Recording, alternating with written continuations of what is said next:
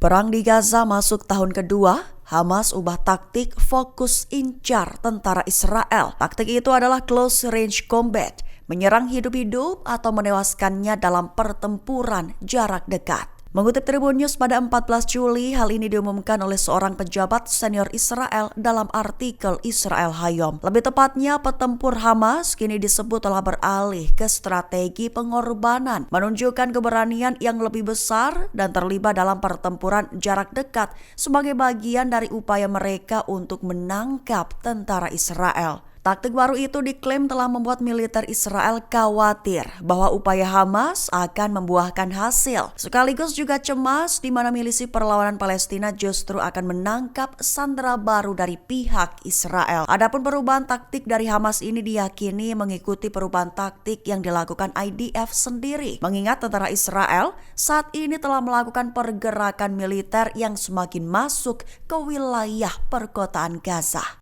Presiden Iran Masoud Pezeshkian terluka akibat serangan udara Israel melibatkan 6 rudal yang memblokir pintu keluar hingga membuat sang presiden dievakuasi lewat pintu darurat. Mengutip Tribun News pada 14 Juli, hal ini merupakan konfirmasi resmi pertama dari pihak Iran dalam perang 12 hari dengan Israel dalam artikel Force News Agency terbit 13 Juli. Lebih tepatnya, Iran telah mengonfirmasi bahwa Pezeshkian terluka akibat serangan udara Israel, di mana 6 rudal Israel yang dimaksud menargetkan lokasi pertemuan Dewan Keamanan Nasional tertinggi yang dihelat di Teheran Barat. 6 rudal Iran melakukan misi memblokir pintu keluar dan memutus ventilasi di lokasi bawah tanah. Akibatnya, Pezeshkian dan pejabat senior lainnya termasuk Ketua Parlemen Mohammad Bagher Khalibaf dan Kepala Kehakiman Gholam Hossein Mohseni Ejei terpaksa dievakuasi melalui pintu darurat.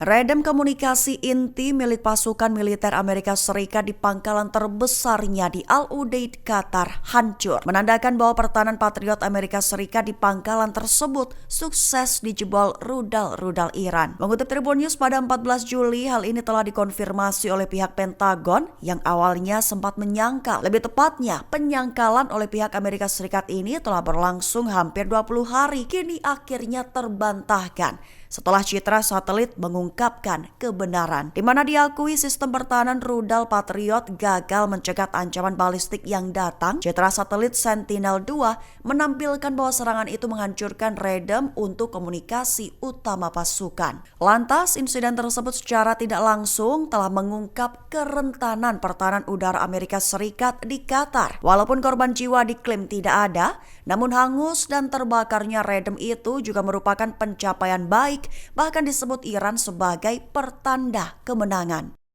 Sumpah terakhir dari Abu Ubaidah terucap. Juru bicara militer Brigade Al-Qassam, saya bersenjata Hamas itu bersumpah untuk terus melawan pasukan Israel dalam memperingati kemartiran Panglima Jenderal Brigade Mohammad Deif. Mengutip Al-Mayadin pada 14 Juli, Sumpah Ubaidah menegaskan bahwa mimpi buruk akan mulai dan terus menghantui tentara IDF, memperingatkan bahwa mereka tidak akan pernah hidup damai di tanah Palestina. Tidak setelah Deif dan saudara-saudaranya menulis dengan darah bab terakhir pembebasan Palestina. Dalam sumpahnya, Ubaidah mengklaim bahwa Deif telah memimpin banjir Al-Aqsa, sukses beri pukulan paling dahsyat dalam sejarah Zionis, sekaligus berhasil membawa perjuangan Palestina kembali ke garda terdepan. Ubaidah juga menyatakan bahwa kemartiran Sang Panglima Agung menjadi puncak dari jihad dan pengorbanan panjang, menyatukan darahnya dengan para pejuang yang gugur demi Al-Aqsa dan Palestina. Perang saudara di Suriah kembali pecah hingga menyebabkan pengungsian besar-besaran, di mana terbaru aksi bentrokan terjadi antara kelompok Druze dengan suku Badui di Suwaida, Suriah Selatan. Mengutip Al-Mayadin pada 14 Juli, bentrokan terjadi pada 13 Juli malam hingga 14 Juli dini hari. Dilaporkan bahwa konflik bersenjata itu pecah di dekat Bandara Al-Tala dan Jembatan Hazm, utara Suwaida. Sementara Kementerian Pertahanan Suriah melaporkan telah mengirim bala bantuan besar ke lokasi kejadian lantaran korban tewas yang ditimbulkan perang saudara tersebut sudah mencapai sedikitnya 37 orang, sehingga sekaligus memicu gelombang pengungsian besar-besaran. Dilaporkan penduduk mengungsi dari kota Kalkala. Dalam pernyataan terbaru, kelompok Druze terkemuka Rejal Al-Karamah menyalahkan pemerintah Suriah atas memburuknya keamanan di Sweida, memperingatkan bahwa kerusuhan ini mengancam perdamaian sipil serta justru membuka jalan bagi kekacauan yang lebih besar. Mesir dan Israel memanas gegara Rafah tentang kehadiran tentara IDF di jalur Gaza selama gencatan senjata. Mengutip The New Arab pada 14 Juli, hal ini diutarakan oleh pejabat Mesir selama diskusi beberapa waktu lalu. Lebih tepatnya, pejabat Mesir menolak rencana Israel untuk tetap berada di Gaza Selatan selama potensi gencatan senjata sementara dengan Hamas. Selain itu, mereka juga menentang rencana militer Israel untuk mengusir ratusan ribu warga Palestina ke selatan jalur yang berdekatan dengan perbatasan Mesir, mengklaim bahwa pihaknya melihat itu sebagai ancaman nyata terhadap keamanan nasional Mesir. Hal ini diutarakan merujuk pada pernyataan dari Menteri Pertahanan Israel, Yisrael Katz, di mana pihaknya menyatakan untuk mengurung 600.000 warga Palestina di dalam kamp konsentrasi yang akan dibangun di atas reruntuhan Rafah. Terkini Mesir telah menanggapi dengan memindahkan bala bantuan militer ke perbatasan Rafah.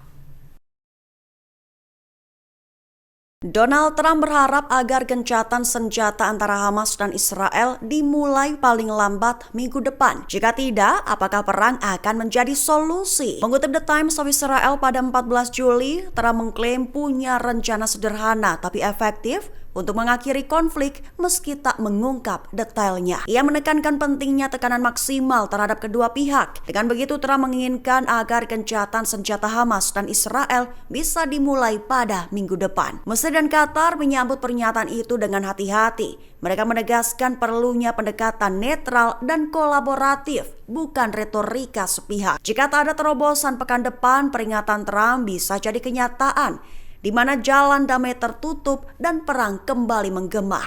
Namun sekali lagi, selama beberapa minggu terakhir, Trump telah berulang kali memberikan jadwal yang terbukti tidak tepat mengenai kapan kesepakatan akan tercapai.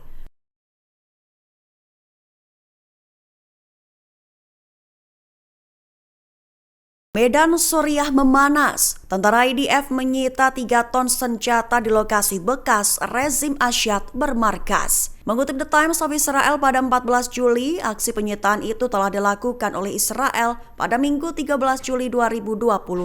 Dilaporkan bahwa pasukan Israel telah menemukan lalu menyita lebih dari 3 ton senjata saat menyerbu fasilitas militer bekas rezim Bashar al-Assad yang digulingkan. Penggerebekan itu sendiri dilakukan oleh Brigade Regional Gunung ke-810, lokasi pastinya di puncak Gunung Hermon di dalam wilayah Suriah. Mereka melakukan penggeledahan beberapa markas besar utama yang sebelumnya milik pasukan komando rezim Asyad. Senjata yang ditemukan pasukan termasuk ranjau anti-tank, alat peledak, dan roket. Diklaim oleh IDF, aksi itu dimaksudkan untuk mencegah penyelundupan senjata ke Lebanon dari Suriah. Download Tribun X sekarang, menghadirkan lokal menjadi Indonesia.